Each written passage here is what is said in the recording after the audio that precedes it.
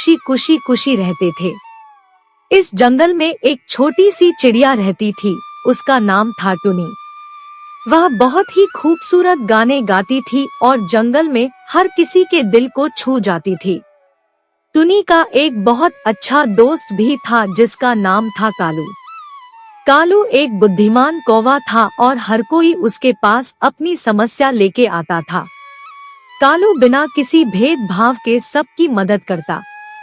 एक दिन टुनी ने सुंदर से अंडे दिए।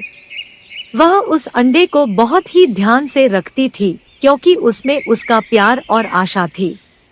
उस अंडों में कुछ ही दिनों में छोटे छोटे बच्चे निकलने वाले थे। टुनी इस वजह से बहुत ही खुश थी।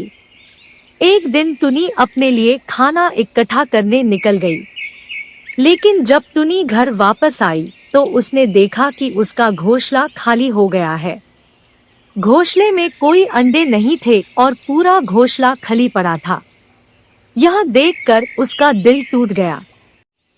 टुनी रोती हुई कालू के पास गई और उसे अपनी दुख भरी कहानी बताई। कालू भी टुनी के दुख को समझता था। वह टुनी को दिलासा देने के लिए उसके साथ उस अंडे की जांच करने गया। जब वे एक तोते के पास पहुँचे तो तोते ने बताया कि एक सांप आया था और उसी ने अंडों को खा लिया और वह से चला गया।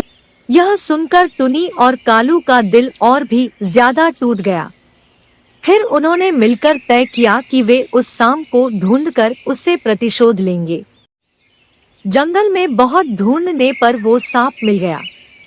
टुनी ने उस सांप को अपनी चोट से ऐसा पीटा कि सांप घायल हो गया और टुनी को बोले कि वो ऐसा कभी नहीं करेगा।